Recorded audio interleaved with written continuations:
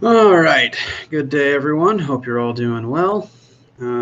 As a reminder, the Chapter 4-6 combined lab, homework, and quiz are all due next Tuesday. That means you don't need to worry about having your lab done by any sort of a point today. It is due on Tuesday. We're going to continue along with Chapter 5 and get into Chapter 6. I hope you guys have been starting through the homework, quiz, and lab, and also reading notes, watching the video tutorials, and the pre-recorded lectures. Excuse me. What I'd like us to focus on first is any questions you guys have about any of the material that you've observed, either questions about a particular assignment or questions about the content. If no one has anything in particular, we'll just keep moving through the notes. I'm going to open things up to you guys. Does anyone have any questions about anything, any material from any of the upcoming assignments or from Chapter 5 and 6 as a whole? Anything specifically you guys would like me to cover today?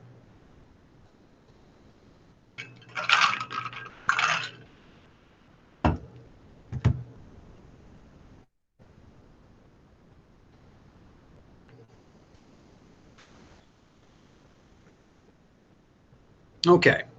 If you have any questions at absolutely any time, please do speak up. Please interrupt me in the middle of a sentence. It's just the best way to do it with this system. I'll be checking the chat. And let's continue with the Chapter 5 notes. Now, where we left off yesterday, I believe we had finished up introducing the formulas for pressure, density, and two formulas for pressure. We've got the definition of pressure, pressure equals force over area, and also this formula for how to find the pressure that a fluid exerts when you are submerged a certain depth in that fluid. We use this to find pressure at a certain depth in a pool. You can use it to find pressure at a certain depth into our atmosphere, etc. We're going to continue right on from that, and we're going to talk about why and how fluid pressure creates the effect of buoyancy.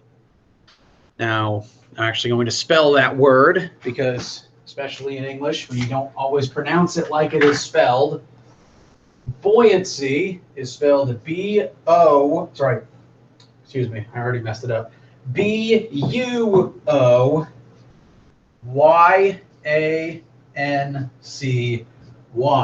buoyancy. And we use this word to refer to floating, and specifically the forces involved in floating. And we're going to talk about how and why pressure creates the effect of floating today. So, I would like everyone to have your notes up right now, the Chapter 5 slideshow. I'm going to screen share my view, but it helps if you guys have it yourself. So, have the Chapter 5 slideshow available to you, and we're going to start on slide 7.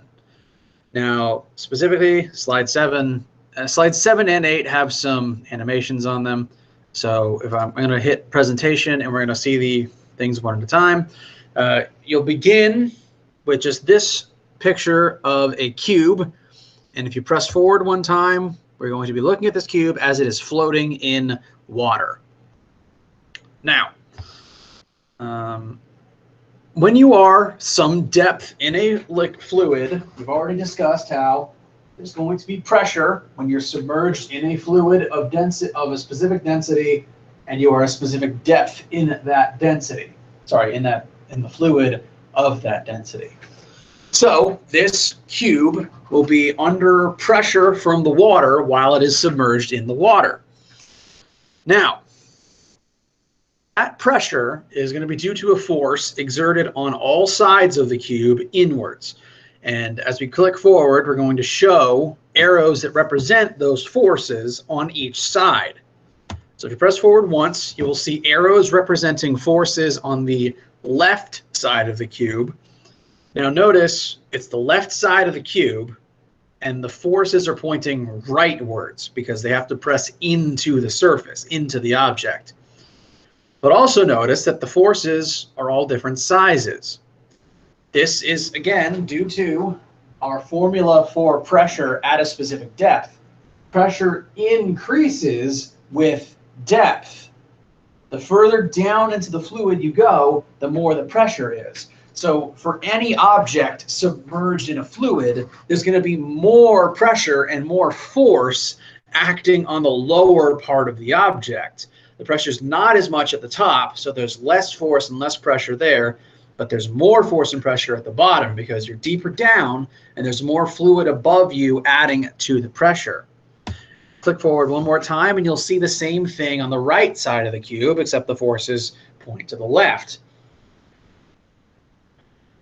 Now, press forward again, and we will look at the forces on the top of the cube. We're assuming that this object is completely submerged in the water. And notice, again, since the forces are always perpendicularly into the surface, so if this is a cube with a flat top, the top is horizontal and the force will point perpendicularly inwards, downwards. But notice that these forces are all the same size because every part of the top of the cube is at the same depth. Every point here has the same depth, so the pressure is going to be the same throughout. But if we look at the bottom of the cube, if you press forward one more time and look at the very bottom of the cube, the arrows are going to point up because it has to point perpendicularly into the flat horizontal bottom. But notice they're bigger than the ones at the top because, again, pressure is going to increase with depth. The pressure at the bottom of the cube is higher than the pressure at the top. So this shows all of the pressure on each part of the cube. And that's the end of slide 7. If you move on to slide 8 now, oops, come on, let me present, there we go. So we're on slide 8 now. This is slide 8. If you press, and I want you to notice, before we press forwards, the arrows on the left and right sides, at each height, they're the same size at each height along the cube, just in opposite directions, which means that they're going to cancel out. If you are just floating in a pool, as long as the water is stationary, you don't really float side to side. As long as the water is still, the pressure on either side of you tends to cancel out. So if you press forward once, they'll just go away. But the pressure down from the top and up from the bottom are not equal. They're not the same. So they're going to add up to a net force upwards. This is the buoyant force. Press forward one more time. This is the force of buoyancy. This is the force that pushes things upwards and makes them float. When you get in the water, there is a force pressing up on you that makes you float. And if there is an object floating on the surface of the water, since it is floating there, it's not accelerating up or down, it's not sinking, which means that the force of gravity pulling it down, pardon me, if anything is floating, the force of gravity pulling it down is the same as the buoyant force pushing it up. When you are floating, there is a buoyant force upwards that equals the force of gravity pulling you down. And this is why things float. For something to float in place, those two forces have to be balanced. So we're going to move one more slide forwards, and this shows the formula for the buoyant force. Buoyant force is equal to density of the fluid times the volume of the submerged object times 9.8. This formula has a name. It is the formula for buoyant force, but it also has a very specific name, Archimedes' principle. Greek philosopher Archimedes, who very famously discovered this principle and principles of volume and density, while taking a bath and watching the water level rise as objects were added to the bath. And then the story goes that he famously then ran around town screaming, "Eureka, I finally figured it out." So that's where this rule, this formula gets its name, is for that particular individual. And so this formula will help us find what the buoyant force is on an object. Now the buoyant force is going to depend on the fluid you are trying to float in. So that is measured here by the density of the fluid. Density of the fluid. This formula doesn't care about the density of the object. So if you were trying to float a block of styrofoam on a lake, this formula does not contain the density of the styrofoam. It would only be the density of the water. It's the density of the fluid that is causing you to float. Then we multiply that by the volume of the object. So if the styrofoam is what's floating, you care about the amount of the styrofoam that is under the water. This is important because the volume of the object is what's going to displace water. When you get in the water, you push water out of the way. Your body is now occupying a space where water used to be. And the amount of water you displace depends on the volume of you that is in the water. If I have a volume of 3 meters cubed and I get in the water, I have displaced 3 meters cubed of water. And that water is going to push into me trying to get back where it was. It wants to be in that spot, but it can't be because I'm there. So it presses up against me trying to get back where it was, and that's where the buoyant force comes from. The water is literally pushing me in and up, trying to get rid of me so that it can go back to doing what it was doing before. Now, the last part of the formula is G, just the value of 9.8. In general, the more dense a fluid is, the more buoyant force it will exert. This means it is easier to float in things that are more dense. This is why humans can float in water, but we can't float in air. This formula works to find the buoyant force in any fluid.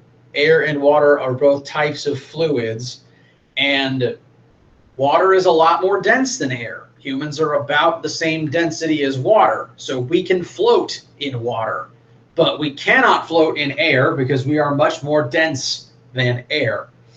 So the more dense the fluid is, the easier it is to float in it. And the more volume you displace, the bigger the buoyant force is.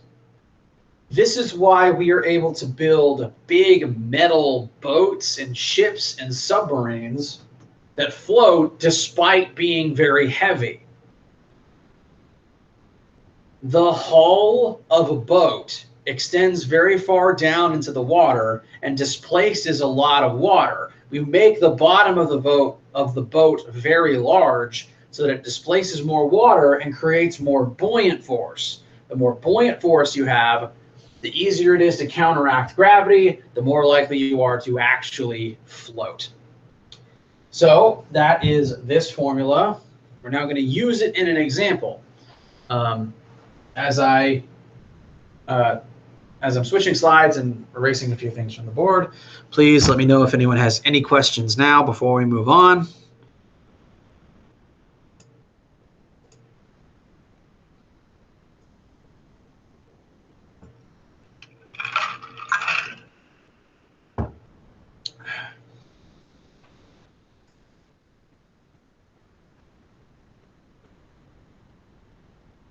Okay, so like I said a second ago, we build things like boats and submarines using this particular principle. In order for a boat to float, we have to utilize the buoyant force to make that happen. Now, a submarine is unique in that a submarine is able to basically alter where it is floating. And a submarine will accomplish this by taking water into holding tanks to make itself heavier so that it begins to sink to a different depth. If it wants to rise, it expels that water from the tank to make itself lighter, and then the buoyant force will carry it up higher. So again, as a general rule, if an object is floating, that means that the force of gravity acting on it must be the same as the buoyant force acting on it upwards. So we're looking at this particular submarine. The problem tells us that this submarine is sitting in seawater, which has a density of 1,025 kilograms. Whoops. Sorry, this is density, so that should say kilograms per meter cubed. Notice this is a little bit higher than the density of fresh water. The other day we did a freshwater density question, and that had a density of only 1,000. Good day. Thank you for joining us. Again, if you have any questions, please stop me at any time. We are on presently slide 10 of chapter 5, looking at buoyant force examples. So we're talking about the buoyant force example of this submarine floating. Now, concept question to you guys before we work this. Quick conceptual question. When something is floating, does it usually rest, does it sit and dance on the surface of the water, or is it partially submerged? I'll let you think about that for a second. So I assume that anytime you have seen something float, like a bucket or a boat or yourself or someone else that you've seen floating in a pool, some part of the object has to be under the water.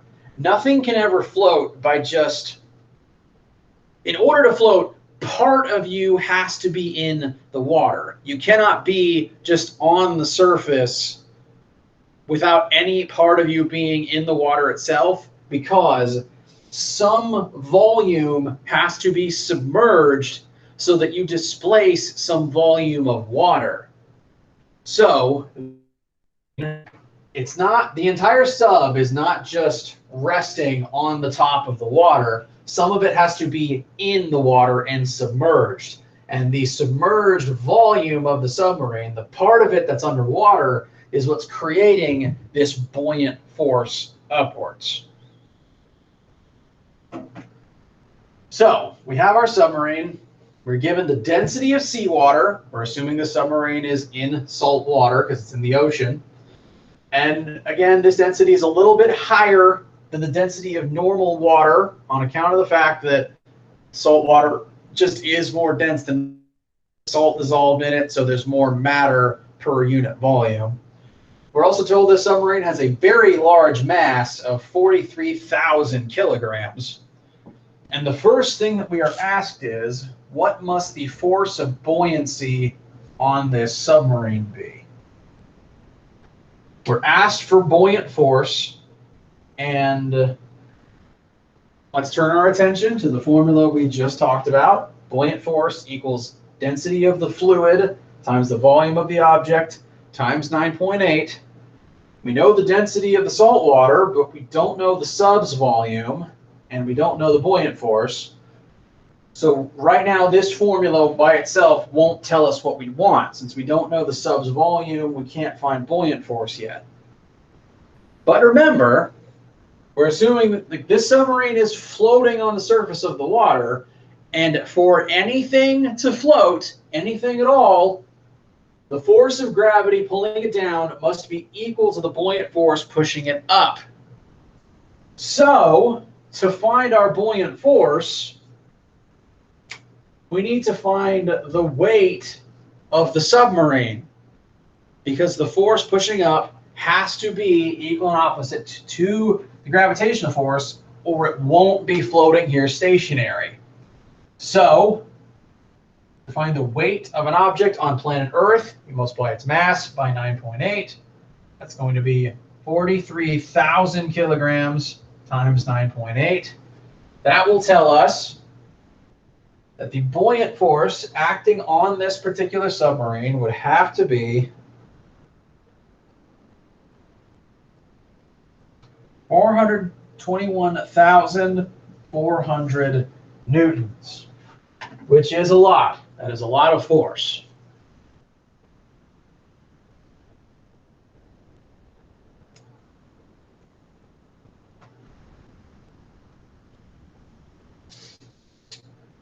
So this is what the buoyant force on the sub must be for it to be floating right now. Any less than this, it would sink. So that's the first part done. We know what the buoyant force on this sub would have to be. The next thing we're asked is, what is the volume of the submarine? So we now know buoyant force. We know fluid density. So now we can solve for the volume of the object. So force buoyancy is going to be 421,400 equal to fluid density. Again, this is salt water. So the density of salt water is going to be 1,025. Solving for the velocity, the volume submerged of the object, the submerged volume of this object, times gravity, 9.8. And that will tell us that the submerged volume of this submarine, we're going to divide both sides by 1,025 and then divide both sides by 9.8. And that should give us a submerged volume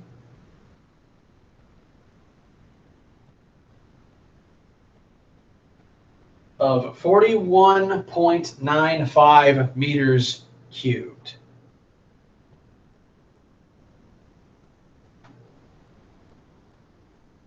Now that is the volume of the submarine that is under the water, because the only portion of the volume that matters in this formula is the amount of volume that is beneath the water. The amount above the water isn't currently displacing any water, so it cannot be contributing to the buoyant force. So this, I've labeled it VS because this is the submerged portion of the volume. It's not the total volume of the submarine.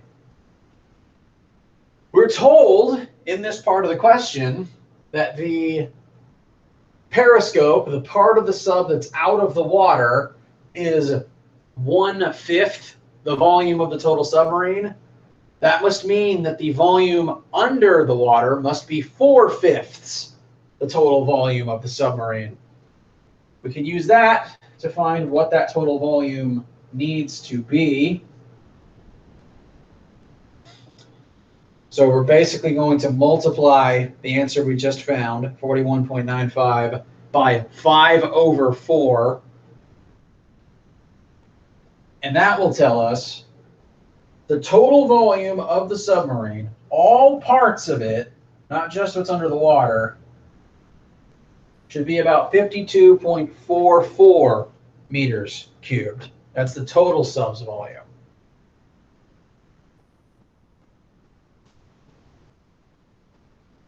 Excuse me. Now again, this total volume would only come into play when the entire submarine is under the water. And that can very easily happen if the submarine decided to dive. If the submarine dove, it would take water into its tanks to become heavier. If it's heavier, then the force of gravity would be bigger than the buoyant force, and it would begin sinking. And that is how submarines work.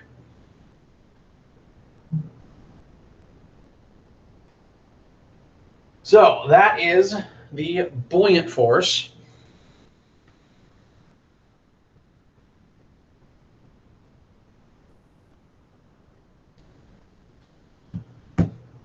And There's another formula in the Chapter 5 slideshow that we're going to cover. Before we do that, though, I'm going to give everyone a chance to let that settle, ask any questions that you have before we cover the last piece in this slideshow. So any questions at all, please speak your mind or write in the chat now as I'm cleaning the board off.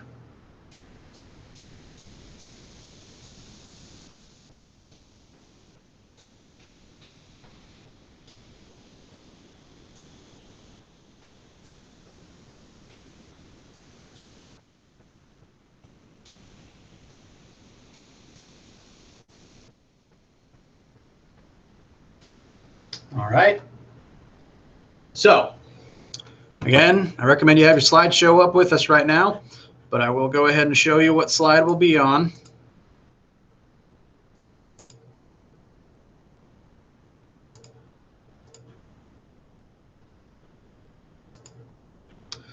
So we've moved on now.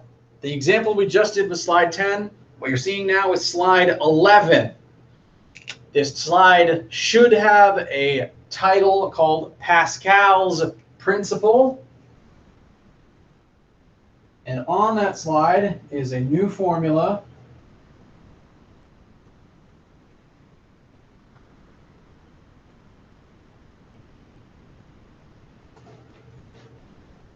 So make sure you are on that slide.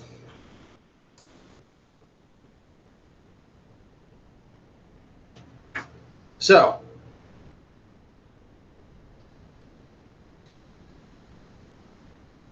this formula here, I'm going to show you the specific place where it comes into effect, because this formula has a very specific application. Now, how many of you guys, I want you to turn your thoughts to if you've ever been in a car shop, a car garage, a mechanic's place where they are working on cars. Now, when you go to that type of a place, if your car is being worked on, if they need to get to the bottom of the car, oftentimes what they will do is they will put the car on a platform, and that platform gets raised up out of the floor. So they will elevate that car upwards. It takes a lot of force to do that. It takes a tremendous amount of force to be able to make this happen. Now, the way that this system works, this is not just a machine that pulls straight upwards, because that would take a tremendous amount of force and energy. The way that this machine works is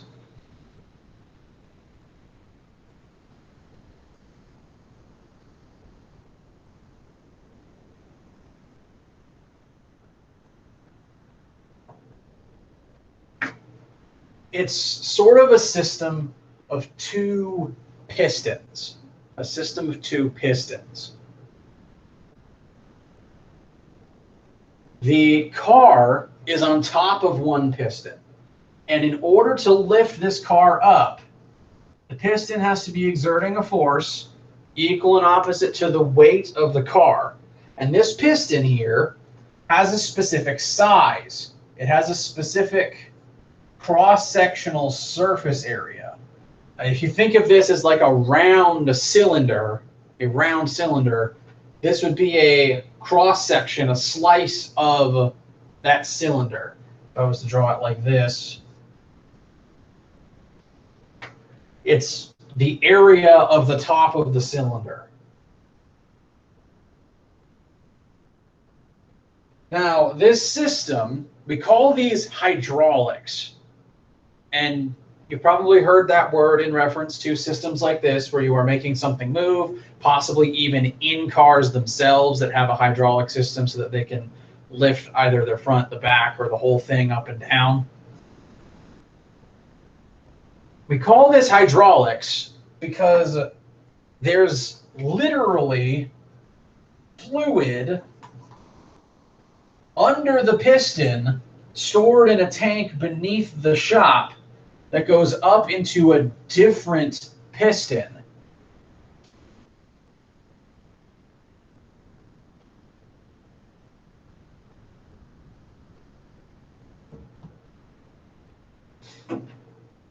So this big piston is lifting the car, but there's a second smaller piston somewhere else that's being pushed down into.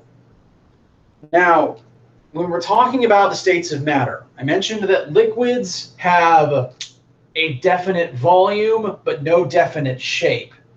There's a lot of liquid stored in this system, and because it doesn't have a definite shape, it can fit in this system and be fine as certain parts of it are moving and expanding.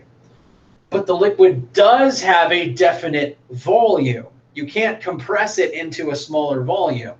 So if you want the car to go up, someone can come along and push down on this side of the piston. You're pushing down on this amount of fluid, and as you push fluid out of this reservoir, enter the other piston and push up on the other side. This system allows you to take force from one place and send it to a different place. And if the two pistons are different sizes, it'll take different amounts of force to accomplish this task on both sides. So oftentimes in a shop like this, they'll have, the way that these pistons are set up, someone can come along and simply pump down on a very small piston, and it will cause the big car on the other side of the machine to begin rising with just a small amount of force. This is how all hydraulic systems work. In car shops, in cars themselves, basically any system that moves with a hydraulic system has water or some other liquid stored within a reservoir like this, connected to two separate pistons. A small piston is pressed in, and that creates more force on the other side. And that's what the formula of Pascal's principle tells us. You put a certain amount of force into this side, and that force goes into the area, the cross-sectional area of this pipe. On the opposite side, you're going to get a different amount of force coming out of a different sized pipe based on its cross-sectional surface area. Now, if you click forward to slide number 12, you will see a picture very, very similar to the one that I've just drawn here. Maybe things are at slightly different heights, but it's the same picture. We're going to use this formula to prove this principle.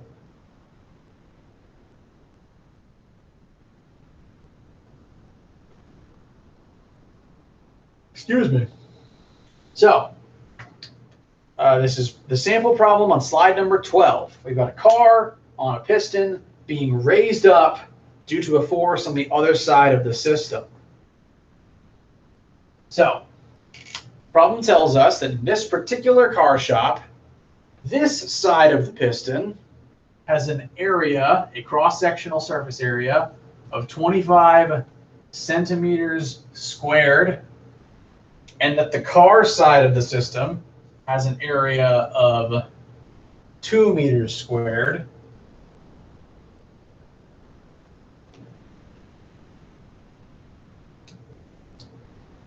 And that we're going to push into the narrow side. Oh, no, sorry, rewind. We don't know the force on this side yet. But we know that on the other side of the system, we need to be exerting enough force to lift up a 650 kilogram car. We need to be exerting a force upwards equal and opposite to the car's weight in order to lift it. So that force is going to be equal to the mass times 9.8. The force coming out of the second side of the piston needs to be 6,370 newtons, which is a lot. That's a lot of force coming out of this side of the piston in order to lift the. And our question ultimately is, how much force do you need to put into the smaller end of the piston in order to make that happen?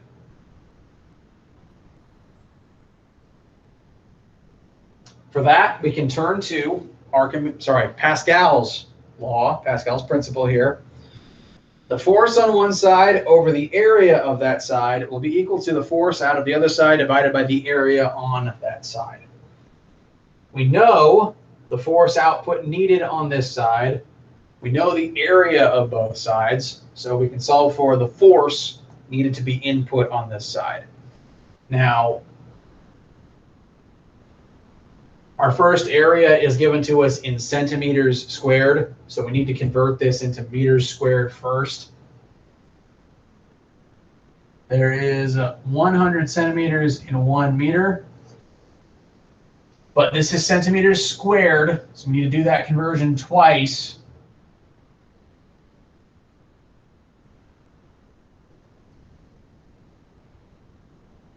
And that will give us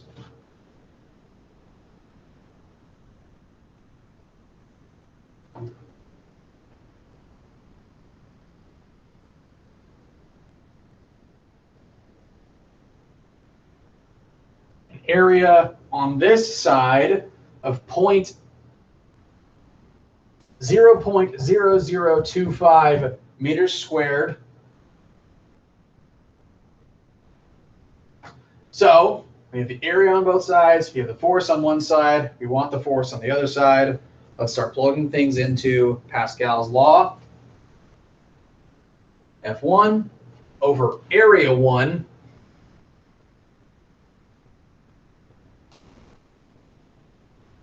is equal to F2, this is the force we want on that side, over area 2, which is 2 meters squared.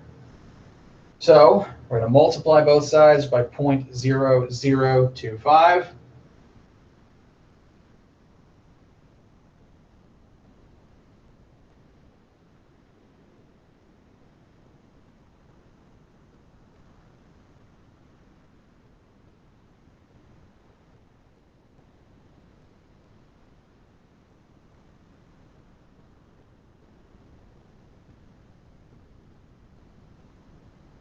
And we should get a final answer of about 7.96 newtons. That's about 8 newtons. Now, for a sense of scale, this many newtons is only a couple of pounds.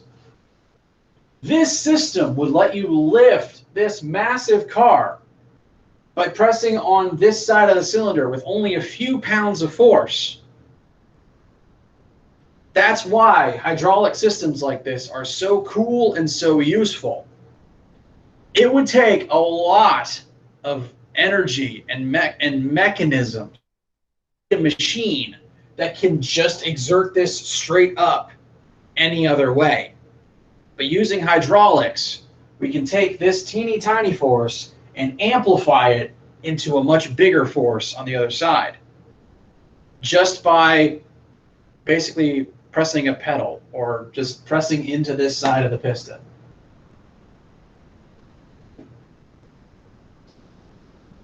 Excuse me. Pneumatic systems do a similar thing, but with air, but with gas instead of with liquid. This is a hydraulic with a non-compressible liquid. Hydraulic systems do something similar with compressible gas.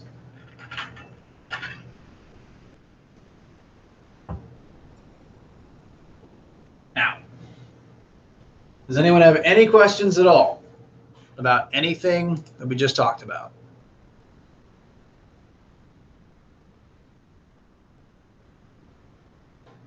Okay.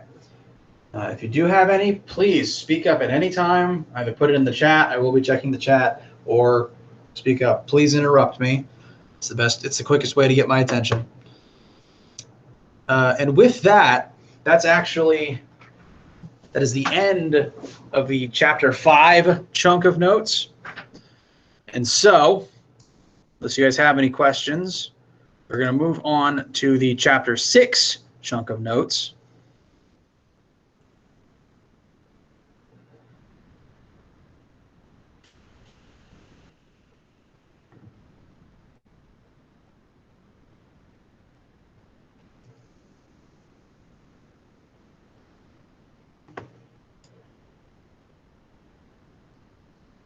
All right. I'm going to clear the board off. Everyone pull up the chapter 6 notes. Again, it's just we're combining 5 and 6 into one section this week, because they're all about the same thing. We're just going to directly continue on to more things about pressure.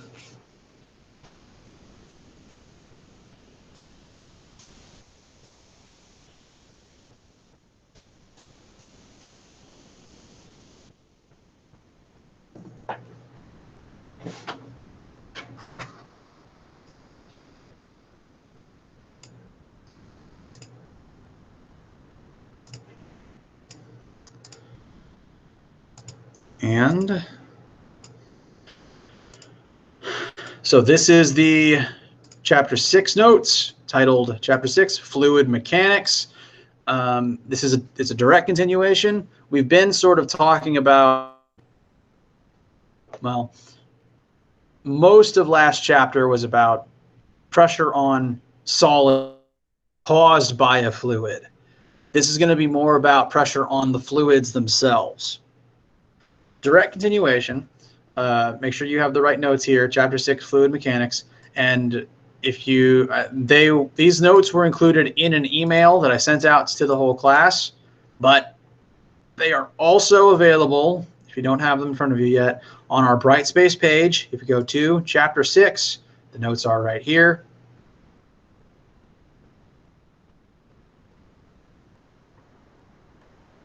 Along with a link to the pre-recorded lecture.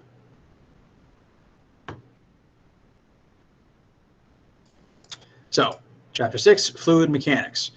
That's slide 1. If you move on to slide 2, we have a quick couple of concept examples that I'd like to talk about very quickly. And just a couple of quick examples to talk about things that like applications of these things that we've talked about that you might see in the real world. First concept thing here, if you take all the air out of the inside of a soda can, what would happen to it? Now, a can of soda is not really, even if you empty it of soda, it's not completely empty because it's full of air. Air outside of the can is pressing into the can's walls, but there's also air in the can pressing outward at the same time. If you remove all of that air, suddenly there's no longer any force in the can pressing out, and all the force outside the can would just press inwards and it would crunch. This is what happens when you say, for example, darn, I don't have one with me today, but if you take an empty water bottle and manually suck all the air out, so just put it up to your mouth and suck and remove the air from it, it crunches up into a smaller volume. When you remove that air is no longer fighting outwards against the pressure inwards from the air outside, and so it crunches. Second thing here, hydrogen is less dense than helium. Hydrogen is not as heavy as helium. We tend to fill our balloons with helium because helium doesn't burn. Helium, chemically speaking, is a noble gas. It doesn't burn. It can't be set on fire. So we use helium because it is safer. But because hydrogen is lighter than helium, a hydrogen balloon floats even better than a helium balloon. because even if it's the same, the balloon has the same volume, the balloon would not weigh as much, and so the net force would be even bigger upwards. Last thing here, when you drink water through a straw, that is a direct application of pressure. I'm actually going to draw this one out for you guys.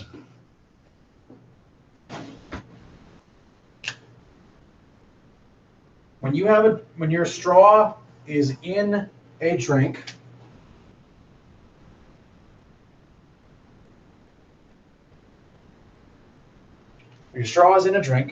there's going to be air pressure pressing down on the drink from the top. On the surface of your beverage, there's going to be air pressing down on it. Stop sharing so that the board is bigger for you guys now.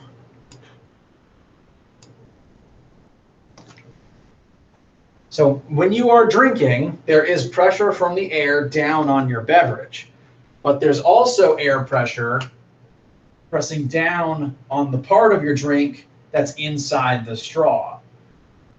So there's also air in the straw, and it's pressing down on the drink inside of the straw. But when you take a sip from the straw itself and you exert pressure inwards, that gets rid of this air. You've removed this air from the straw by inhaling it. And now there's pressure outside the drink pressing down, but there's no longer any air here pressing down on this part of the drink, which means literally the air pressure around you is going to push the drink down and up the straw.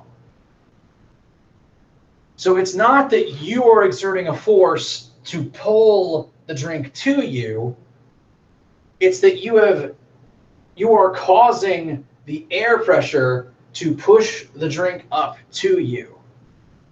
You're not pulling the drink towards you, you're letting the air push it towards you, which is weird to think about, but this is why straws work on Earth's atmosphere, but don't really work in space. Now, they work on the space station because there's air in the space station, but they wouldn't work in the vacuum of space because there's no air. So, those are a couple of quick concept experiments. On the second slide of the chapter 6 notes, please continue on with me to the third slide of the chapter 6 notes. This is sort of a direct continuation of Pascal's principle from a second ago. So we had force over area equals force over area. And in that particular case, the force on the hydraulic changed based on the area of the pipe. Now that is a related principle is what you're seeing on slide 3 right now. It's the continuity equation. The area of a pipe times the velocity of the liquid flowing through the pipe will be equal to the area in a different part of the pipe times the velocity in a different part of the pipe. These are related phenomena. These are related formulas due to the fact that the fluid on either side of the hydraulic that we drew a second ago, the fluid on either side of this system is going to be moving at different speeds.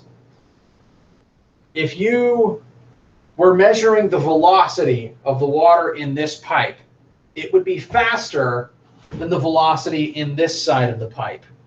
And that's because there's a lot of water crammed into a very small space over here.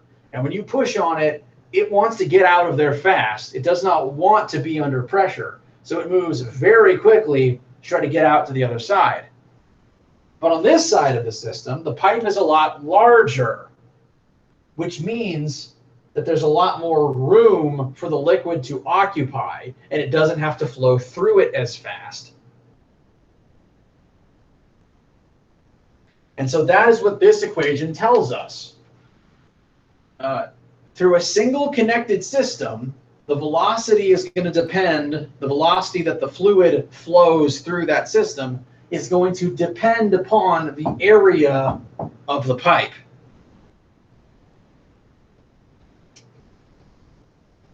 You've probably seen this yourself if you've ever been outside and played with a garden hose. And when you turn the hose on, the water comes out at a decent speed. But if you ever wanted the water to shoot out faster or to go further, do you notice that you or someone you know would put your finger over the end of the pipe itself? So if this is the end of the hose, you would sort of block part of the pipe with your finger, and the water would start to come out faster from the part you hadn't covered up. I hope you've all noticed this before. If you have not noticed this, I encourage you to try it yourself. Take a garden hose, turn it on, cover up part of the end of it, and notice that the water starts coming out faster than it did before. If there's less room for the water to escape, the same amount of water pressure is going to push it out faster because it doesn't want to be there. It doesn't want to get stuck here. So all of the water tries to rush out quicker so that it doesn't have to be stuck in this space. When the pipe is bigger, when you remove your thumb and there's more room for the water to flow, it's not as much of a hurry. There's more space for it to be in. You can also see this on when you're taking a shower and the shower head. When you adjust what setting the shower head is on, like if you want a gentle flow or if you want high pressure water, when you adjust that setting, there's not a part of the machine inside that says, all right, the speed needs to be this now. What happens is the water comes out of different sized holes on the shower head. The wider the opening, the slower it comes out, and the less pressure you feel when the water hits you. The narrower the opening, the faster the water comes out, and you get what feels like more water pressure when you're taking your shower. That's what this formula is about. It's about the changing speed of a fluid based on the size of the pipe it is traveling through or the opening it escapes from. And this is something that I trust that most of you have observed before, even if you haven't put much thought into it. So if you move on to slide 4, move on to slide 4. We're going to do an example involving water coming out of a garden hose. So this is slide number 4 of the chapter 6 notes. You have a garden hose, and that garden hose has a cross-sectional area of 5 centimeters squared. I'm going to go ahead and spoil that we want meters squared for all as our standard unit. So let's go ahead and convert this to meters.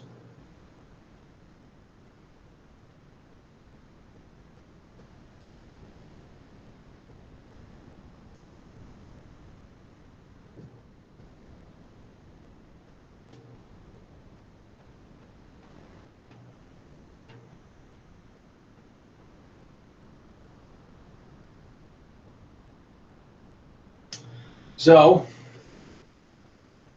the cross-sectional area of the hose is 0.0004 meters squared. That is the area of the hose end by itself before anything else has happened to it. Before you place your finger over the edge of the hose, the water is escaping with a velocity of 1 meter per second. which is pretty fast. But if you've ever been in a water fight with your siblings or your friends, you've again probably done this yourself or seen someone put their finger over the end of the hose so that the water comes out faster or so that it shoots farther. And that is exactly what happens in this particular question. Someone is going to put their finger over the end of the nozzle, and that is going to cause the velocity of the water to rise to 5 meters per second. The water's coming out 5 times faster now. What we are asked is, what now must the cross-sectional area of the end of the hose be? What is now the reduced area here? Originally, the hose had an area of 5 centimeters squared, but you've now reduced that area with your finger to something smaller. There's less space for the water to come out. There should be a new area here, and we need to find it. So we know the original area and the original velocity. We know the second velocity, and we want the second area. We can turn to our new continuity equation.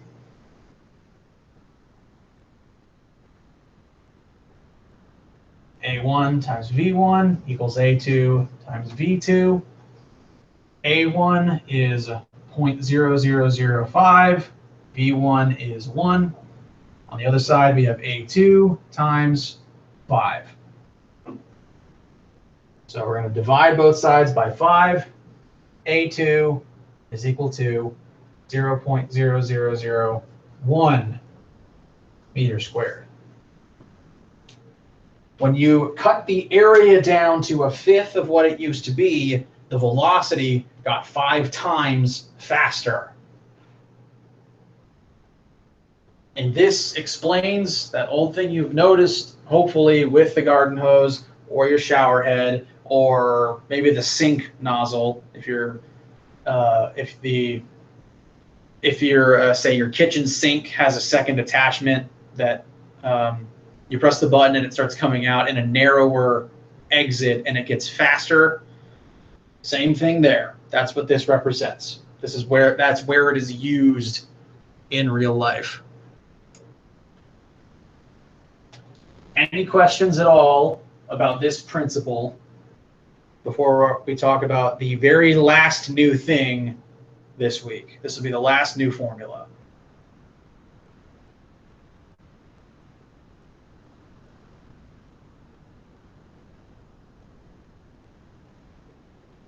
Okay.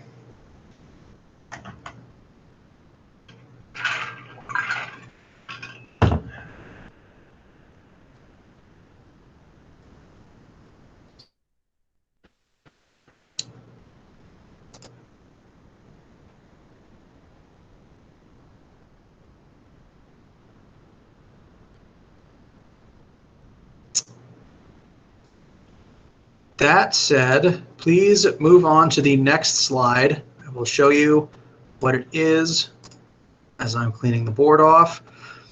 And I know that what you're going to see here looks a bit like a doozy, because it is. There's a lot of things in this formula, but I'm going to explain it step by step and break it down for you guys so that it makes sense. So this formula on screen now is a combination of everything we've done so far. This one formula combines all of chapter 5 and 6 together. It's called Bernoulli's equation. You're writing it up on the board as I explain it. And it says on the left side, pressure 1 plus density times velocity 1 squared over 2 plus PG, actually, I apologize. That should be PGH1,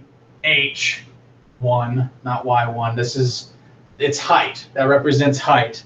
So this is here itself just the same formula we covered yesterday. Pressure equals density times G times H. So you know this formula. You know this formula. Then equal to, on the right side, P2 plus density times velocity 2 squared over 2 plus PGH2.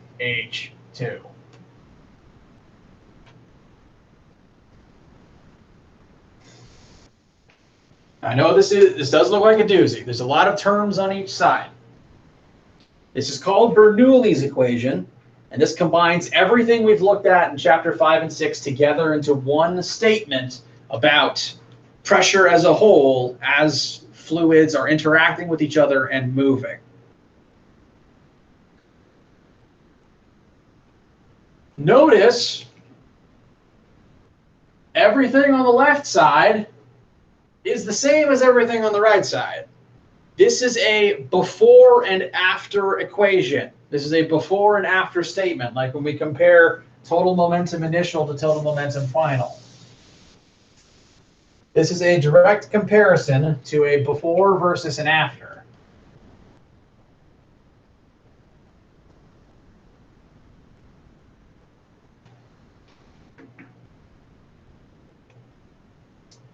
And what this says is, in a continuous system, everything on the left side that causes or contributes to pressure will add up to the same total on the other side. In a single system, total pressure before a change happens will be equal to the total pressure after a change happens.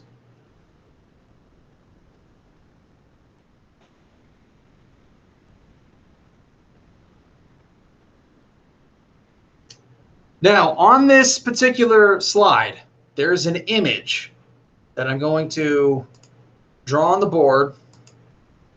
Please be looking at the notes as you're looking at this.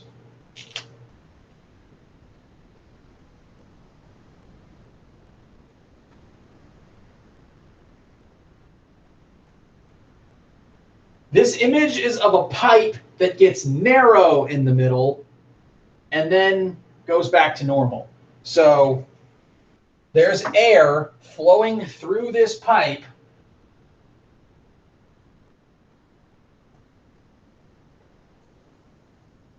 in one direction. We're going to assume it's going from left to right. There's air flowing through this pipe. Now we know from a second ago, looking at this formula, that as area gets smaller, as the pipe shrinks, the velocity is also going, the velocity is going to rise. So when this pipe gets narrower, this air is going to flow faster through this part of the pipe. And then as the pipe expands, it's going to slow back down. I'm going to use a different colored marker to actually represent that.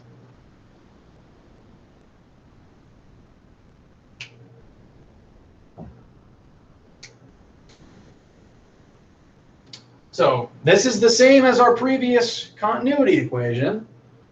As the pipe gets narrower, the air speeds up through it, and then it slows back down as the pipe widens again.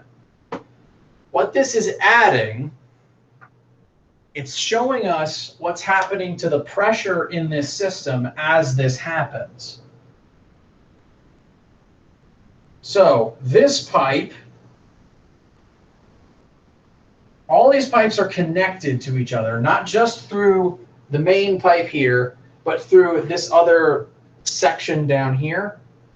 And these sections down here are filled with some amount of fluid.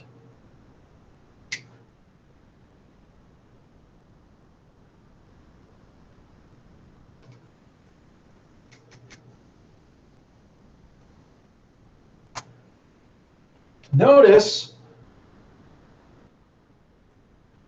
the fluids all come to different heights.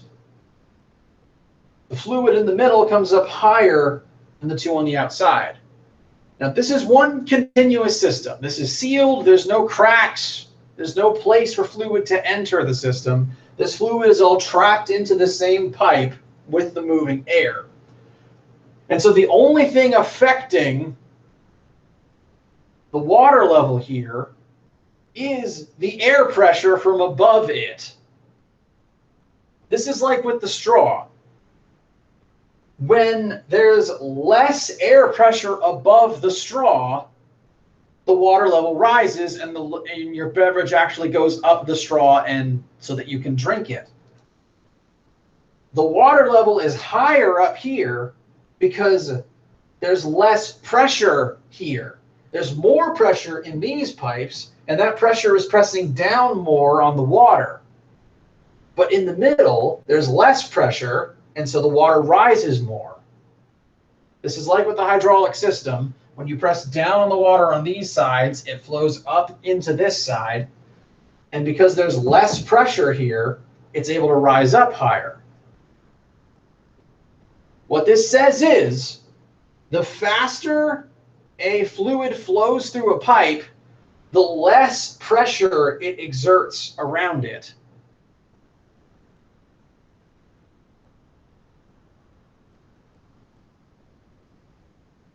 Now, I understand that this is still a kind of a weird looking sample. This is not a device that you would ever really see in real life. So I'm going to show you a few examples of where you see where this formula can be used in real life. If you move on to slide 6, moving on to slide 6, we're going to be looking at, instead of this system, we're going to be looking at a can, like a drink container of Gatorade.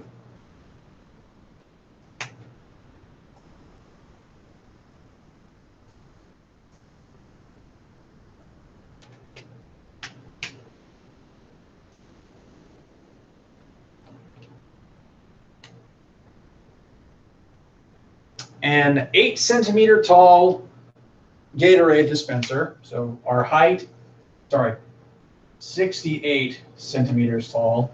So the height of our fluid is going to be 68 centimeters. Is filled up to the lid. We're going to assume that Gatorade has a density the same as water. So the density of Gatorade is going to be 1,000 kilogram meters per second. And what we are asked is, at what velocity is Gatorade going to flow out of this tank when you open the bottom of it? Like you put your cup beneath it, you press the button, and Gatorade flows out. Now, when you've used these machines, have you ever noticed that when the tank is full, the Gatorade comes out very fast? But once it's empty, you have to struggle to get the drink out. Like, it's pouring out very slowly. Sometimes it doesn't pour out at all. You have to tip it in order to get the actual Gatorade to come out of the nozzle. The less full the tank is, the slower the Gatorade itself actually flows out of the tank. That's due to Bernoulli's, this formula here that we just learned, and I'm going to show you how. This formula here tells us the before and after of any system involving fluid, pressure, and movement. Our before state is going to be, what's going on at the bottom of the tank before we open it. Our after tank is going to be immediately after we hit the nozzle and the Gatorade starts coming out. We're going to compare this before and after. The pressure term here refers to pressure being added in from the outside.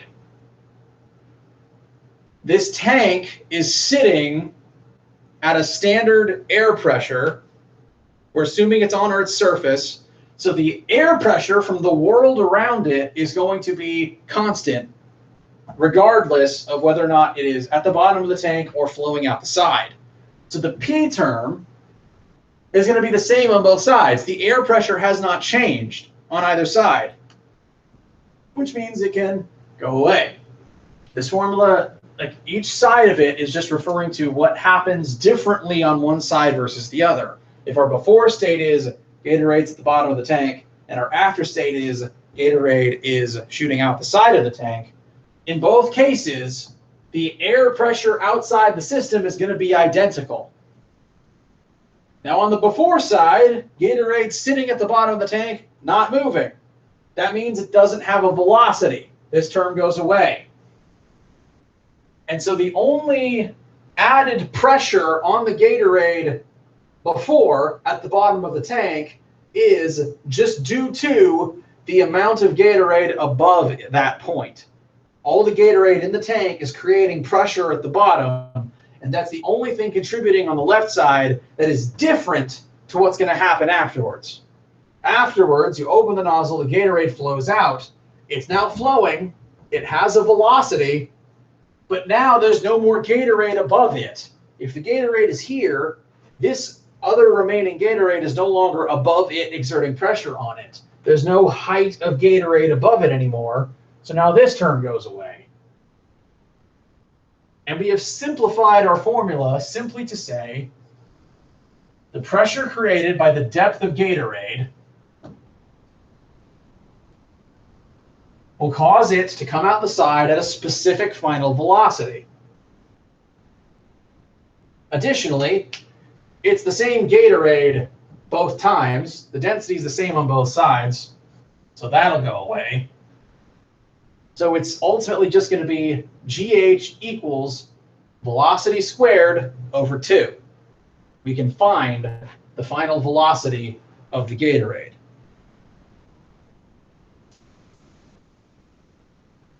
So we've got 9.8 times our height of Gatorade. That's going to be 0.68 meters equals v squared over 2.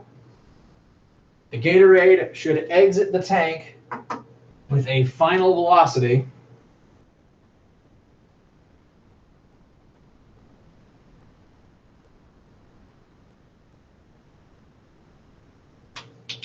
of 3.65 meters per second. Now, we reached the end of lecture. This is a very weird formula, and we've only used it about once.